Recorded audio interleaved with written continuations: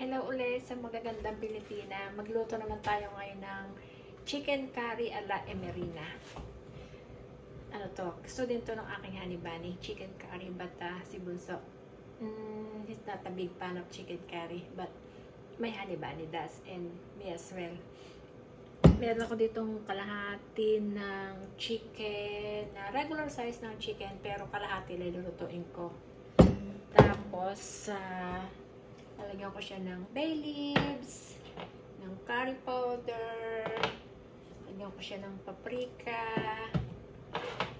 tsaka ng cinnamon powder, lagyan ko siya ng yogurt, coconut milk, cayenne pepper, at tsaka lemon juice. Yung lemon juice ko is ganito lang, pero kung meron kayong fresh na lemon juice, pwede din yun. So, umpisahan na at pagluluto ng chicken curry ala Emerina. Hola! Lagyan ko siya ng olive oil. Pagkagamit ko, balik ko na siya ulit sa pantry para hindi masyadong makalat dito sa aking kitchen. Iyan. Tapos, syempre, hindi mawawala ang sibuyas, bawang, at saka luya, at saka meron ako ditong cardamom. Ito siya, cardamom. Ano to? Chinese, Indian spices. Tsaka meron ako ditong panukat. Pero minsan hindi ko na rin sinusukat eh. Kasi depende naman sa'yo kung gusto mo ng medyo maanghang, gusto mo ng medyo maalat. Sabi nga wala namang exact science. Diba? So, kung ano yung gusto mo, push. Whatever you want. Meron na ako ditong mantika.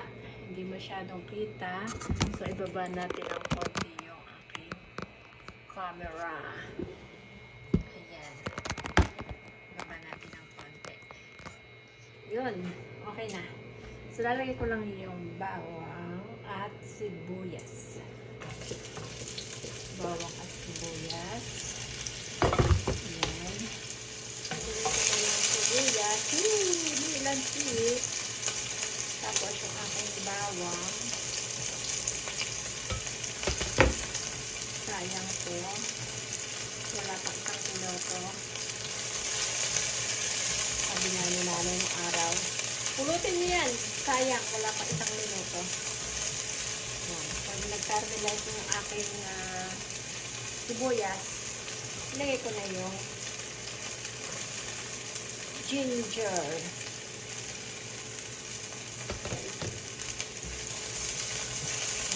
Huluin ko lang. Letos-letos mo lang. Letos-letos mo yan. Ilagay ko na yung cardamom.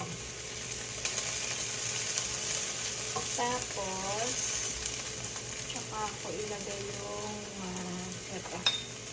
Lutuin ko muna itong mga spices. Curry powder.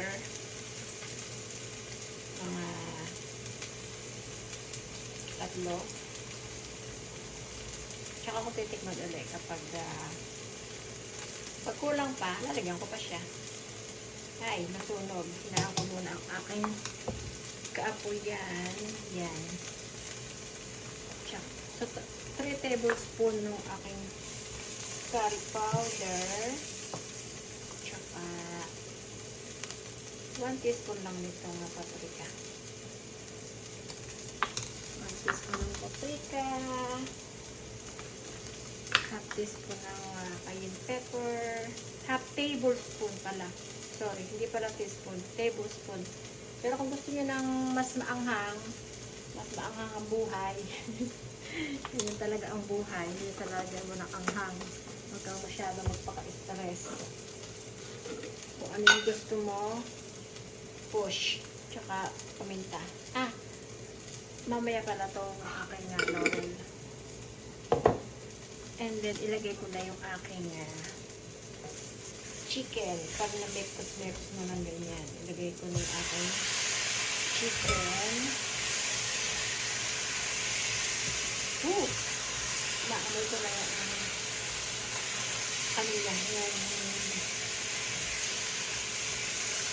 yung ano niya, maanghang.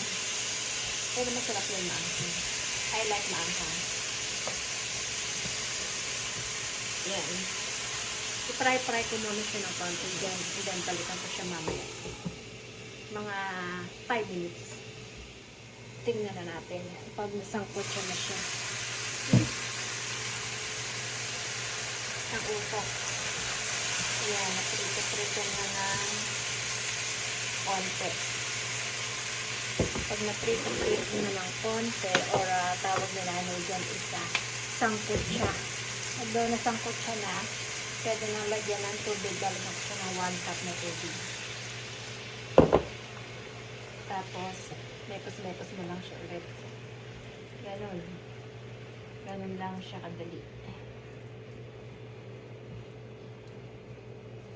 Pakuluan ko lang to ng mga 15 minutes. Saka ko, pag kumulo na siya ng mga 15 minutes, lagyan ko siya ng plain yogurt, ground cinnamon, at saka lemon.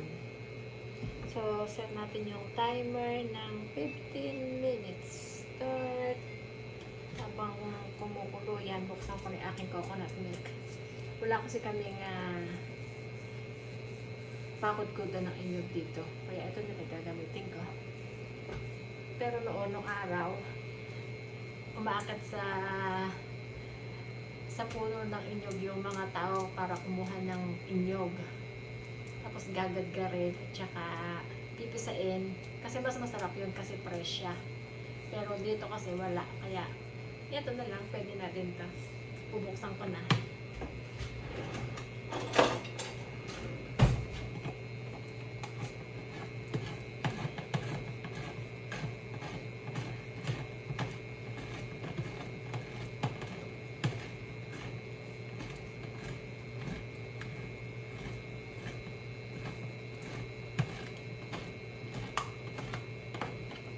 Ayun, bukas na ang ating inyog. Ang ating kainyogan.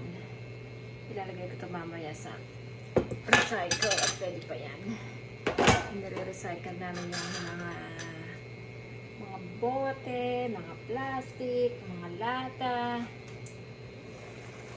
Ayan, ibaliktad ko lang yung aking chicken para yung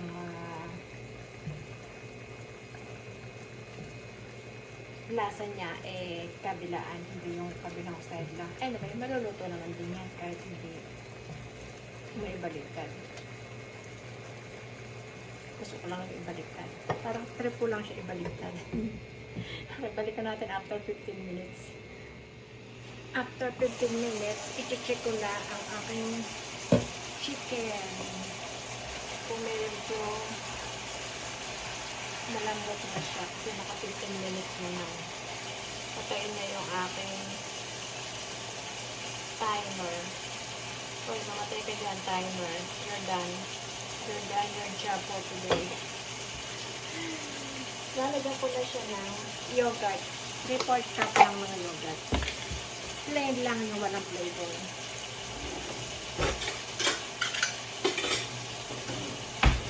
Lagyan ko ng yogurt na may flavor ay mag-iba yung lasa. Hindi naman ito dessert, ano to? Savory. Yan, lagyan ko na siya ng yogurt.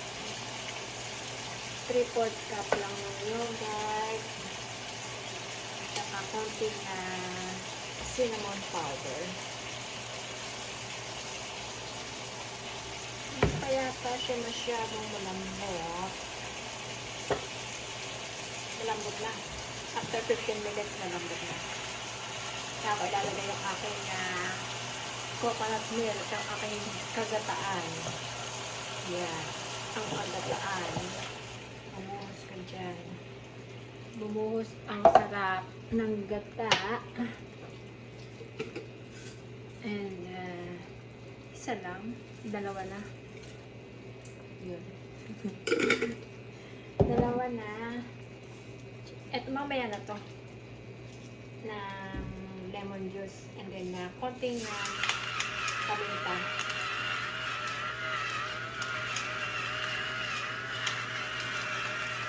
Konti lang ako. Hindi ko naman siya pinipili ng lagyan. Yun.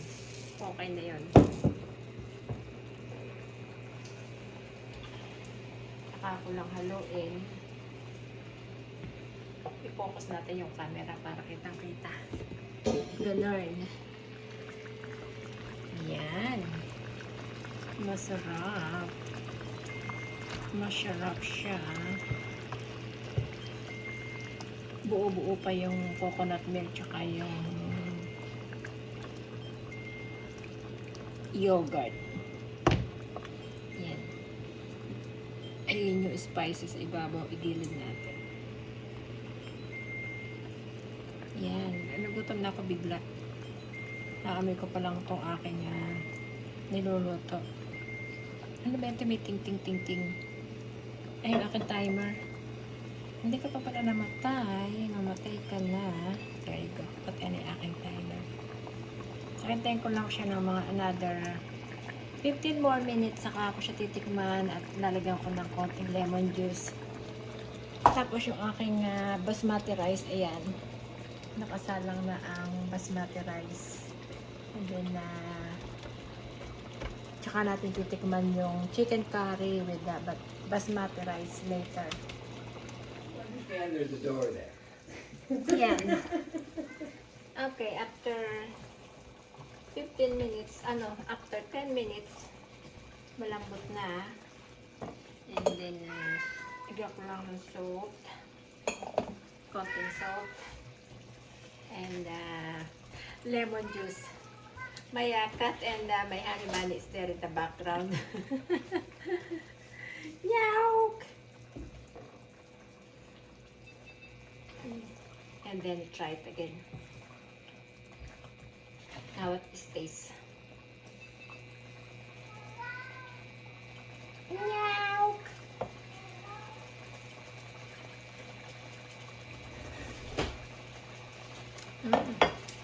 Yum, yum, yum. My honey bun is here. So I can try it if it's too spicy or need more salt.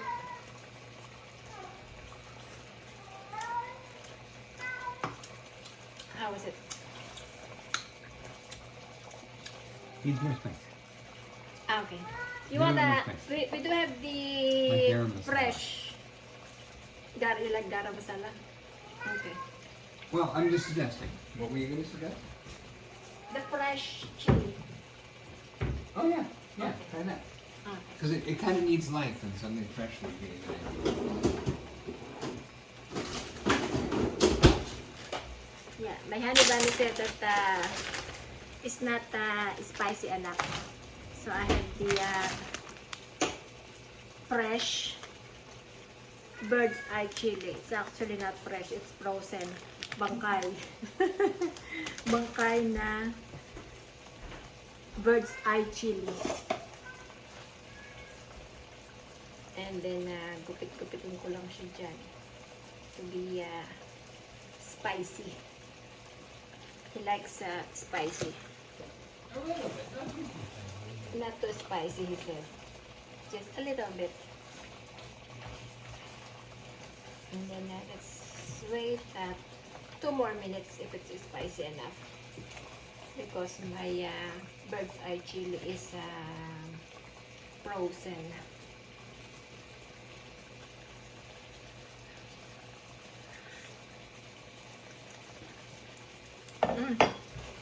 I think it's good, Han. Yeah. Nangangagat na yung anghang niya.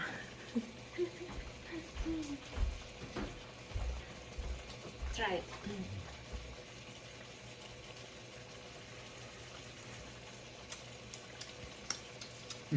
Good? Yes. Yeah, that's what it needed. Okay, very good. No, you're right. The That's just what it. bird's eye Maybe chili. maybe even one more. One more? Yeah, he is requesting one more bird's eye chili. And then we'll try it in with the basmati rice. I already cooked the basmati rice, huh? Okay, and I'm also stealing bacon from the restaurant. Sure. Yan, and then we can try. 2 minutes. I'm putting the cover back. And then I'm getting the white rice. Basmati rice. I'm using just the small plate. Kasi Kasi titikman lang naman namin. Big plate and small plate. We call this in the Philippines, platito. Then, patayin ko na yung apoy. Yun. Kuha tayo ng basmati rice.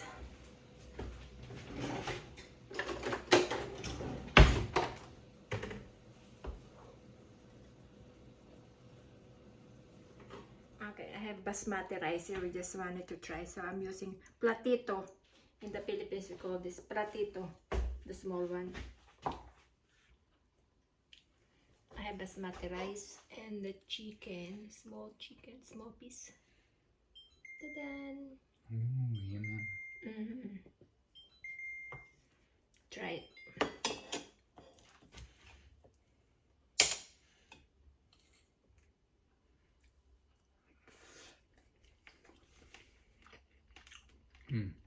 Yummy. Yay! So good. It says it's approval. So good. Delicious. Yeah. Here you have some. Yeah, I added the coconut milk and yogurt, plain yogurt.